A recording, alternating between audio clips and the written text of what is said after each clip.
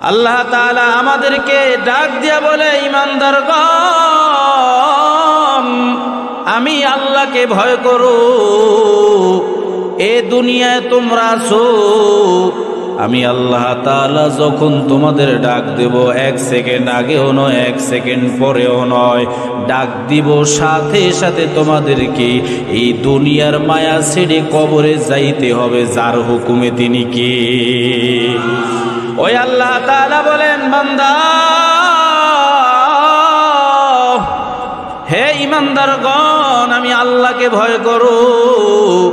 তার মানে বুঝলাম, ঈমানদার হইতে হইলে আমাদের দিলের মধ্যে একজন আর ভয় লাগবে, তিনি কি? এখন কথা হলো বাবা, আমাদের ঈমান সবার আছে না নাই বলেন? আমাদের ঈমান আছে না নাই? ঈমান কেমন ঈমান? আল্লাহর রাসূল সাল্লাল্লাহু আলাইহি ওয়াসাল্লাম বলেন, হে দুনিয়ার মানুষ, উম্মতরা শোনো, ঈমানটা এমন একটা মহাদৌলত, কেউ যদি একবার ঈমান আনে জীবনে আর কোনোদিন ঈমান ছাড়তে পারে না। কথা ঠিক না বেঠিক? ঈমান একবার আনা যায়, কোনোদিন ঈমান ছাড়া যায় না। ঠিক না বেঠিক? আমার আল্লাহ তাআলা বলে, ঈমানদারগণ, আমি আল্লাহকে ভয় করো। আল্লাহর রাসূল বর্ণনা করে, দুনিয়ার মানুষ শোনো, এই পৃথিবীতে আল্লাহ তাআলা কিছু ঈমানদারের ঈমান দুনিয়ায় বিকশিত করে দিয়েছেন। সুবহানাল্লাহ বলেন। কয় কিছু ঈমানদার আছে যে ঈমানদারের ঈমানটা আল্লাহ তাআলা দুনিয়ায় রাজি খুশি হইয়া তাদের ঈমানটা প্রকাশ করে দিছে। আল্লাহর রাসূলকে সাহাবায়ে কেরামগণ বলে, হাল্লি তিলকা মিন আলামি ওরফু বিহি। ও নবী, আপনি জানায়া দেন, যাদের ঈমান আল্লাহ দুনিয়ায় বিকশিত করে দিয়েছেন, এমন লোকের নমুনা কি, ঈমানদারের নমুনা কি, যাদের দেখলে বুঝবো যাদের ঈমানটা আল্লাহ প্রকাশ করে দিছে। আল্লাহর রাসূল বলেন, যাদের ঈমান দুনিয়ায় আল্লাহ প্রকাশ করে দিছেন, এমন বান্দার গুণ হলো 3টা। সুবহানাল্লাহ বলেন। তোমরা যদি এই 3 গুণওয়ালা মানুষ দেখো, বুঝা নিবা তাদের ঈমান আল্লাহ তাআলা রাজি খুশি হইয়া দুনিয়ায় তাদের ঈমান প্রকাশ করে দিছেন। ও ভাইয়ের আমার, এই 3টা গুণ, 1 নাম্বার হইল আত্তাজাফি মিন দারিল গুরুর। কয় বান্দার ঈমানটা প্রকাশ হয়ে গেছে, নমুনা হইল অমন বান্দা থাকবে দুনিয়ায়, আর সব সময় বান্দার নজর থাকবে কবরে। বলুন না সুবহানাল্লাহ। ও ভাইয়ের আমার, আমরা দুনিয়ার জন্য বড় পাগল, দুনিয়ার জন্য আমরা পেরেশান। রাত্রের বেলা ঘুম থেকে উঠা যাই, দুনিয়া কামাই করার জন্য জীবন বাজি রাইখা মানুষ কাজ করে, কিন্তু দুনিয়ায় যত যা কিছু চেষ্টা করছে, বলেন তো দেখি কেউ দুনিয়ায় স্থায়ী থেকে যাইতে পারছে নাকি? আপনি আমি থাকতে পারবো বলেন? অথচ আল্লাহর রাসূল বলেন, এ দুনিয়াটা হইল ক্ষণস্থায়ী, আর স্থায়ী ঠিকানা হইল তোমাদের আখিরাত জগৎ, আলমে বরজখ, কবরের জগৎ। এখন মানুষগুলো দুনিয়া সাজানোর জন্য আখিরাত নষ্ট করে, আর আল্লাহর রাসূল বলেন, দুনিয়ায় বইসা তোমরা আখিরাত সাজাও। দুনিয়ায় বইসা কি সাজাইতে হইবে বলেন?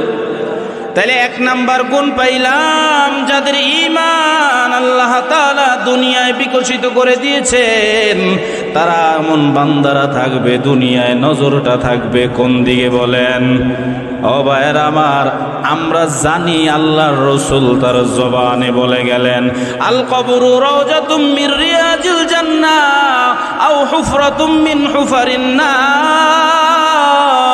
এই কবর কারো জন্য হবে জাহান্নামের গর্ত, আবার কারো জন্য হবে এই কবরটা জান্নাতের একটা শাখা। সুবহানাল্লাহ বলেন। ও ভাইয়ের আমার, আপনার আমার মরণের পর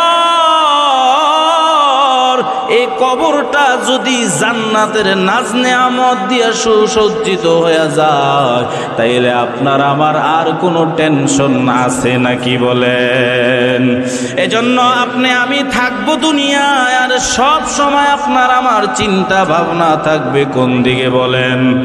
কবরে যাইতে হবে। কবর আমার আসল ঘর, কবরটা 26 ঘর।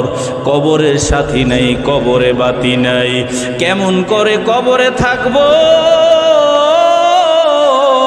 এই চিন্তা, কবরের মুরাকাবা যদি কেউ দৈনিক 2-4 বার করে, এমন বান্দার দ্বারা গুনার কাজ হওয়া সম্ভব না।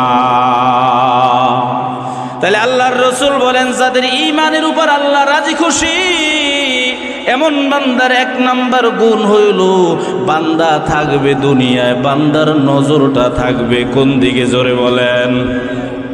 2 নাম্বার গুণ আল্লাহর রাসূল বলেন, ওয়াল ইনাবাতু ইলা দারিল খুলুদ। বান্দা দুনিয়ায় চলবে ফিরবে, দুনিয়ার হায়াত দুনিয়ার থেকে শেষ করবে, তবে বান্দা সব সময় তার মনের তামান্না, মনের আশা থাকবে আল্লাহ তাআলার জান্নাত। সুবহানাল্লাহ বলেন। আমরা জান্নাতে যাইতে চাই কি চাই না বলেন? যেই লোকটা নামাজ পড়ে না, যেই লোকটা নিয়ম মতন আল্লাহর হুকুম মানে না, এমন লোকটাকেও জিজ্ঞেস করবেন, বাবা আপনি কি জান্নাতে যাইতে চান কিনা?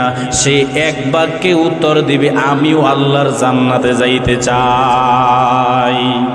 তাইলে জান্নাতে যাওয়ার জন্য আল্লাহর রাসূল বলেন, বান্দা থাকবা দুনিয়ায়, আর দিলের মধ্যে সব সময় তোমার আশা থাকবে আল্লাহর জান্নাত কিভাবে পাওয়া যায়।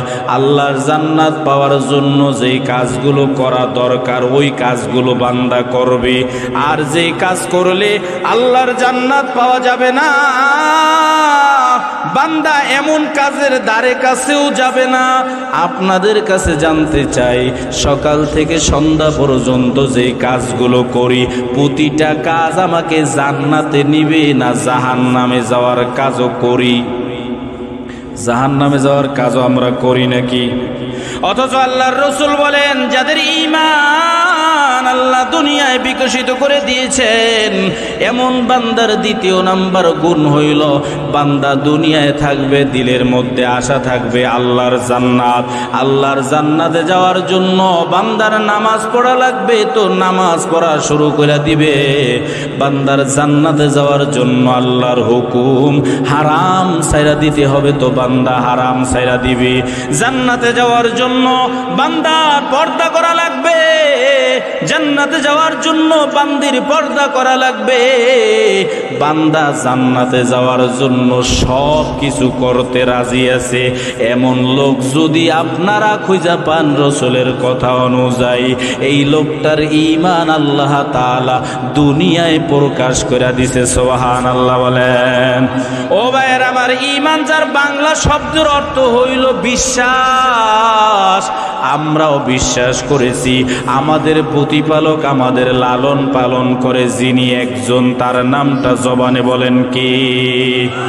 আমরা বলেছি লা ইলাহা ইল্লাল্লাহ, নাই কোনো মাবুদ কে ছাড়া, জোরে বলেন।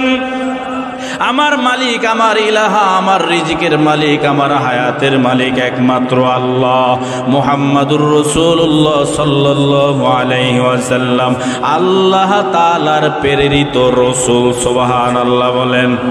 তাইলে আমরা ঈমান এমন ভাবে আমাদের অন্তরে গেঁথে নিতে হবে, আমরা জান্নাতে যাইব, দুনিয়া আসি আমরা মারা যাইব, দুনিয়া আসলাম আল্লাহর হুকুমে, আবার চলে যাব আল্লাহর হুকুমে। দুনিয়ায় যত সময় আমার হায়াত আছে, এই হায়াতটা চালাইতে হবে একজনের হুকুমে, তিনি কে?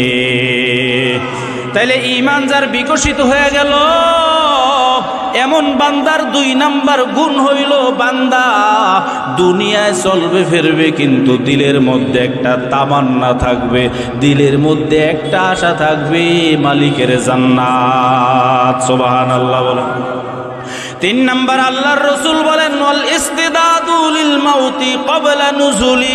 আল্লাহর রাসূল বলেন ও উম্মতরা শোনো, আল্লাহ তাআলা যাদের ঈমানের উপর রাজি খুশি হয়ে গেছে এমন বান্দার 3 নাম্বার গুণ হইল বান্দা সব সময় মৃত্যুর জন্য প্রস্তুত থাকবে।